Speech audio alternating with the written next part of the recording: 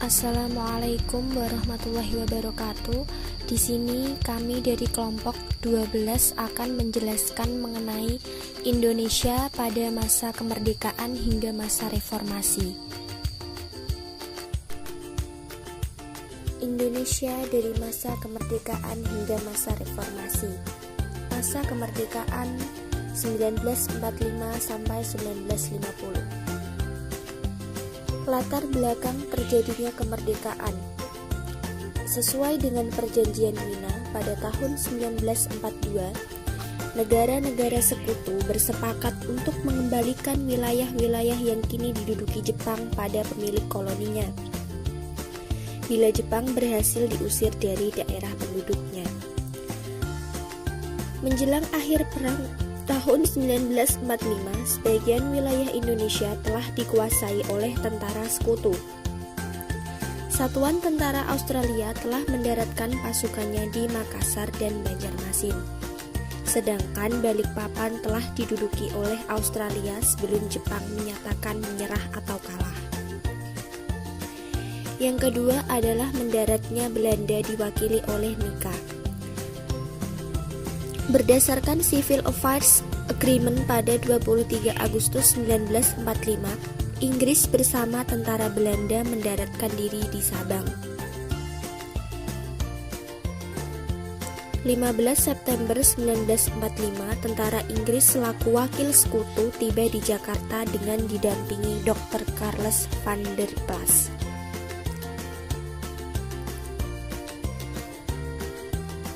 Kehadiran tentara sekutu ini diboncengi oleh Nika atau pemerintah sipil Hindia Belanda yang dipimpin oleh Dr. Hubertus J. van Mook. Ia dipersiapkan untuk membuka perundingan atas dasar pidato siaran radio Ratu Wilmina tahun 1942. Pidato Ratu Wilmina itu menegaskan bahwa di kemudian hari akan dibentuk sebuah persemakmuran yang diantara anggotanya adalah Kerajaan Belanda dan Hindia. Belanda di bawah pimpinan Ratu Belanda. Yang ketiga, pertempuran melawan sekutu dan Nika.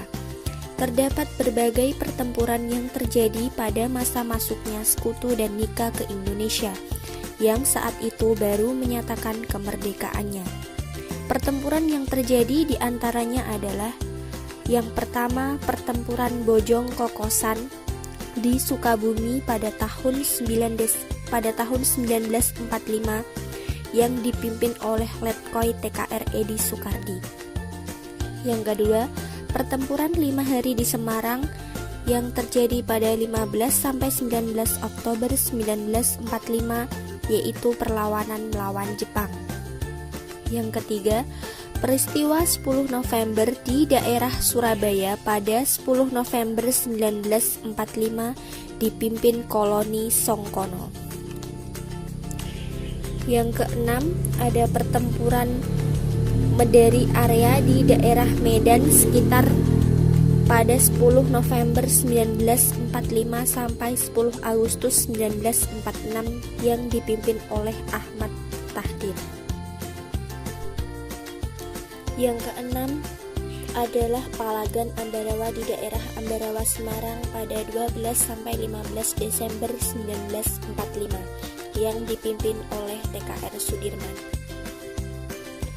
Yang ketujuh, pertempuran Lengkong di daerah Lengkong Serpong pada 25 Januari 1945 dipimpin oleh Mayor TKR Den Mogot. Yang kedelapan, Bandung Lautan Api di daerah Bandung pada 23 Maret 1946 atas perwakilan Kolonel TRI Ahmad Nasution. Yang kesembilan, pertempuran Selat Bali di Selat Bali pada April dipimpin oleh Kapten Laut TRI Markadi.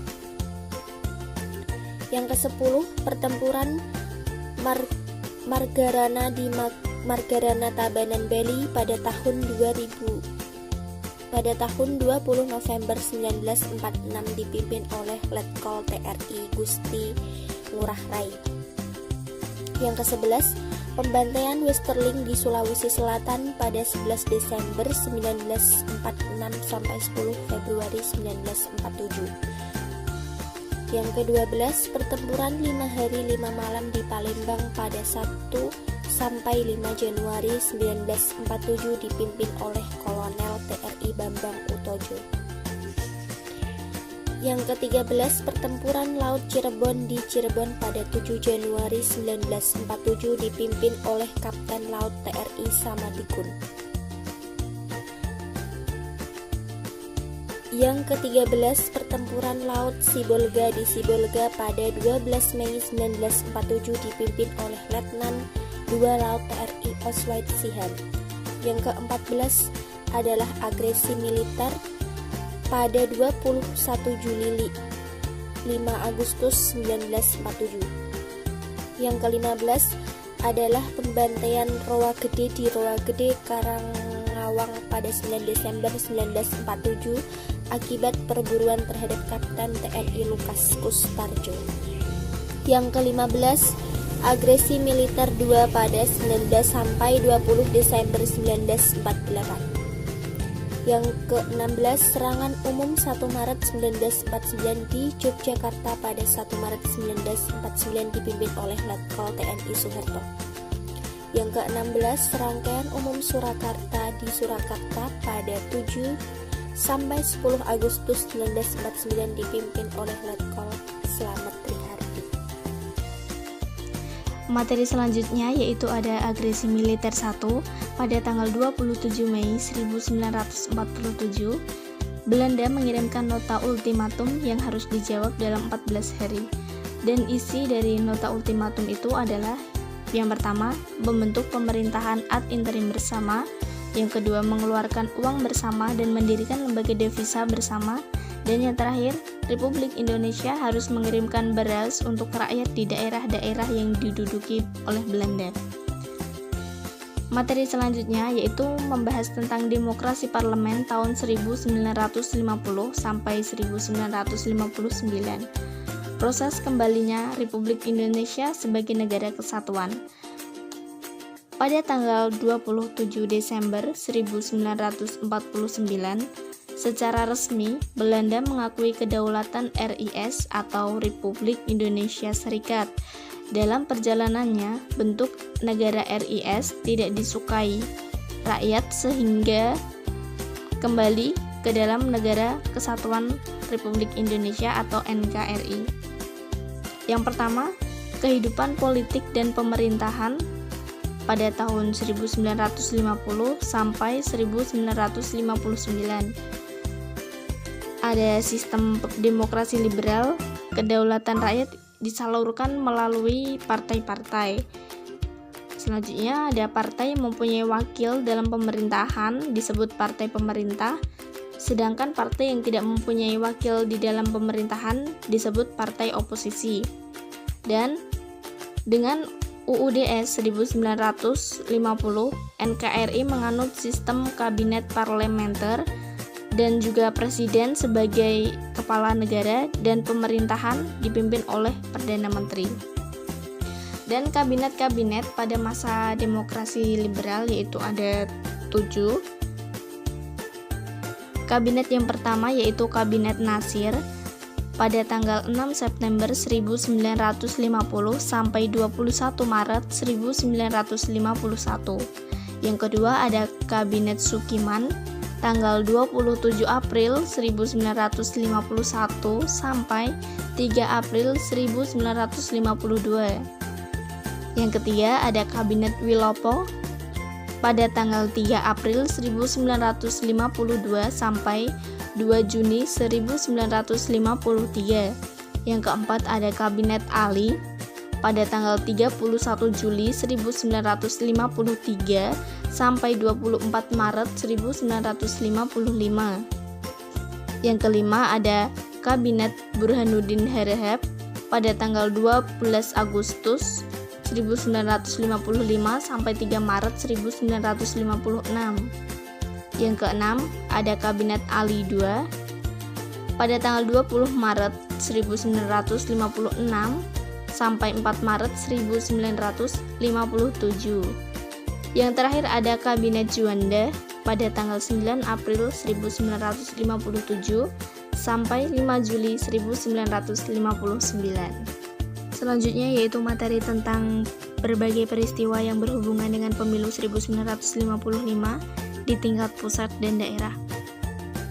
Pelaksanaan pemilihan umum pertama Republik Indonesia dilaksanakan 2 kali, yaitu yang pertama dilaksanakan pada tanggal 29 September 1955 dan pemilu yang kedua dilaksanakan pada tanggal 15 Desember 1955.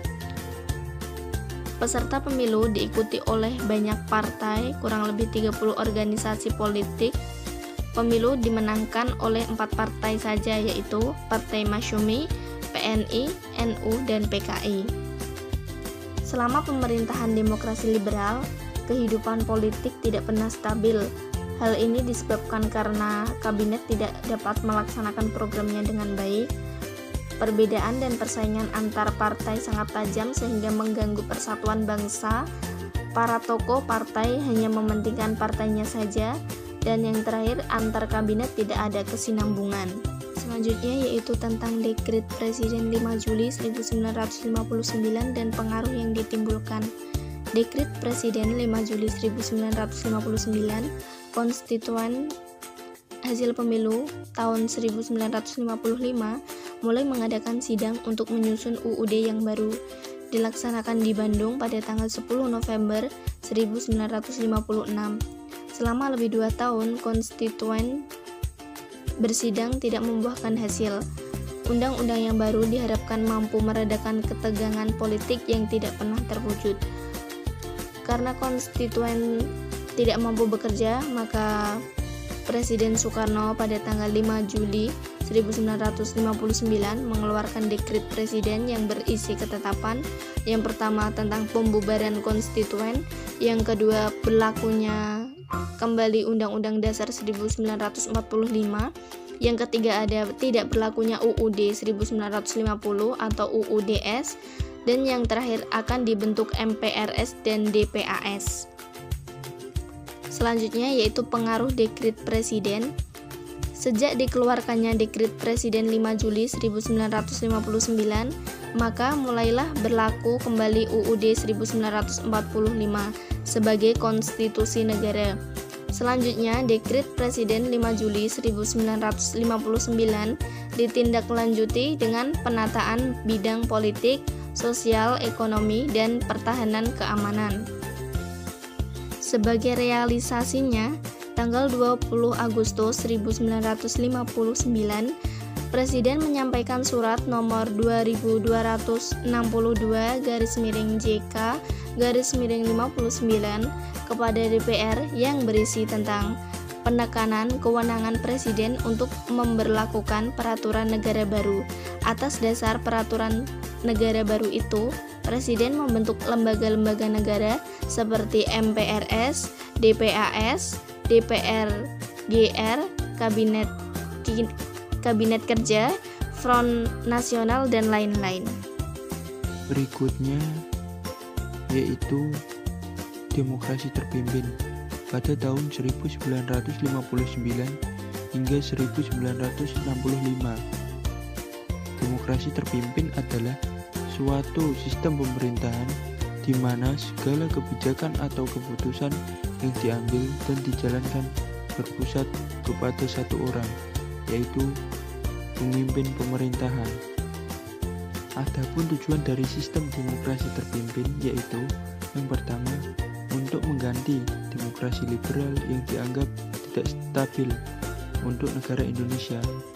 Yang kedua, untuk meningkatkan kekuasaan presiden pada masa itu yang awalnya hanya sebatas sebagai kepala negara menjadi pemegang kekuasaan tertinggi.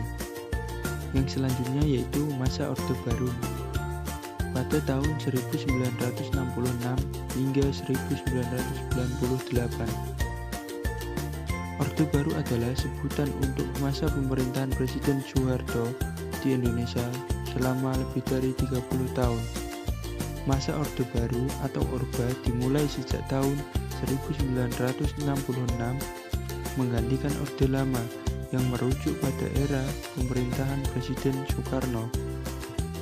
Orde Baru merupakan suatu penataan kembali kehidupan masyarakat, bangsa, dan negara Indonesia berlandaskan dasar negara, yaitu Pancasila dan Undang-Undang Dasar 1945. Hal tersebut dilakukan karena adanya ancaman terhadap ideologi Pancasila, yaitu peristiwa pemberontakan Gerakan 30 September atau yang sering dikenal G30 SPKI. Menurut sejarahnya, pada masa itu, Partai Komunis Indonesia atau PKI menyebarkan paham komunisme di Indonesia dan telah mengancam keberlangsungan ideologi Pancasila. Awal lahirnya Orde Baru adalah ketika Presiden Soekarno menyerahkan mandatnya kepada Jenderal Soeharto melalui surat perintah 11 Maret atau Super Semar. Selanjutnya, masa reformasi. Jatuhnya pemerintahan Orde Baru meliputi yang pertama kondisi politik, yang kedua masalah penegakan hukum, yang ketiga krisis ekonomi. Ambruknya ekonomi pada masa Orde Baru disebabkan yang pertama krisis moneter, yang kedua harga-harga melambung tinggi, yang ketiga utang luar negeri yang mencapai 163 miliar dolar, yang keempat banyak pengusaha yang bangkrut, yang kelima kredit perbankan macet, yang keenam pengangguran dan kemiskinan yang meningkat. Lahirnya reformasi yaitu pada tanggal 21 Mei 1998, di mana Presiden Soeharto mengundurkan diri dari jabatan sebagai presiden dan menyerahkan jabatannya kepada B.J. Habibie. Peristiwa pengunduran diri ini menandai berakhirnya kekuasaan Orde Baru yang telah berkuasa 30 tahun dan dimulainya pemerintahan baru yang disebut reformasi. Berikutnya yaitu kehidupan bernegara pada masa reformasi. Yang pertama, masa pemerintahan B.J. Habibie. Salah satu keberhasilan pemerintahan B.J. Habibie adalah melaksanakan pemilu yang diikuti banyak partai yang demokratis, yaitu pada tanggal 7 Juni 1999 dengan hasil muncul 5 partai besar, antara lain PDI Perjuangan, Golkar, P3, PKB, dan PAN. Selanjutnya yaitu masa pemerintahan Abdurrahman Wahid atau yang sering disebut Gus Dur. Dalam pemerintahannya melakukan upaya-upaya pemulihan dalam bidang politik, ekonomi, pemerintahan, hukum, dan hankam. Berikutnya yaitu masa pemerintahan Megawati Soekarno Putri. Pada masa pemerintahannya, kebijakan yang paling populer adalah mengeluarkan UU nomor 32 tahun 2004, yaitu tentang pemerintahan daerah. Yang terakhir yaitu masa pemerintahan Susilo Bambang Yudhoyono atau disebut SBY. Di bawah pemerintahannya, Indonesia melaksanakan pokok-pokok reformasi, terutama pemberantasan KKN, yaitu korupsi, kolusi, dan nepotisme.